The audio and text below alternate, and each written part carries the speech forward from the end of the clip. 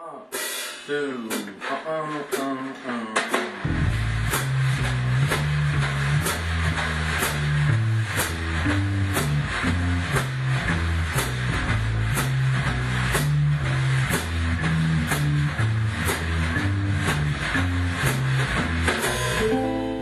I think that fashion's gone full circle, and as we all know, fashion goes in cycles, and right now we're experiencing a cycle that seems to have gone back to a bygone era, which is kind of like the period that I'm most attracted to is the vintage era, it's the retro, it's the America that we grew up in England that we loved.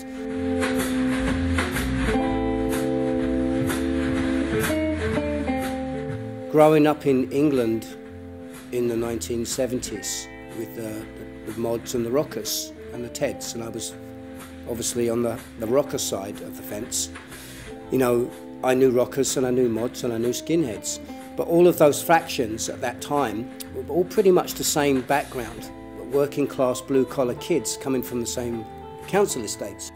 But what they did is they saved up all their wages for many months to buy whatever it was that they were wearing, whether it be a leather jacket and a BSA, or a tonic suit, or a drape suit for a teddy boy.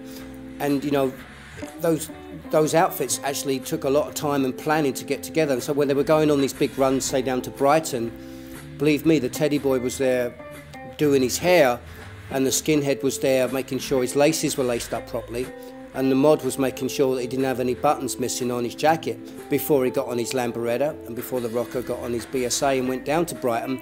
Before the fights, they made sure that they looked good.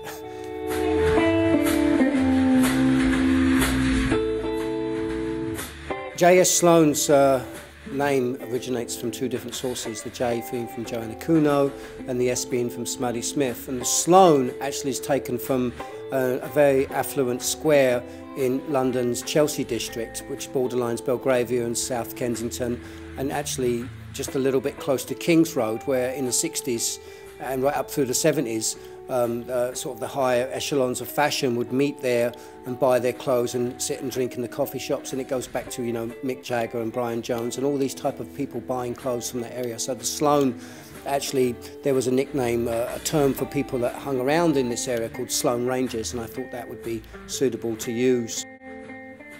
One thing that I think's missing, that I really miss, it's going to maybe, say, the baker's and buying a loaf of bread off the guy that you've known made that bread, that he's kneaded that dough and he sells you that bread and he hands you that bread and goes, this is the best bread you've got. You can't do that in a mall.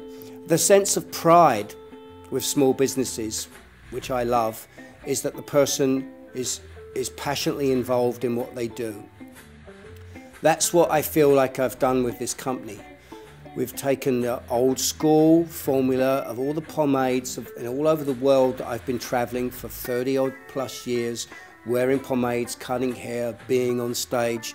I wanted to take that structure using the old school formulas and try and make a one pomade that would cover all those. Something that was old school, something for the gentleman, something that looked good, smelled clean, but then bring it up to date, because today's modern man would certainly want to wash it out. My grandfather didn't, he probably had the same grease in there for months, and most of it was probably from his car engine.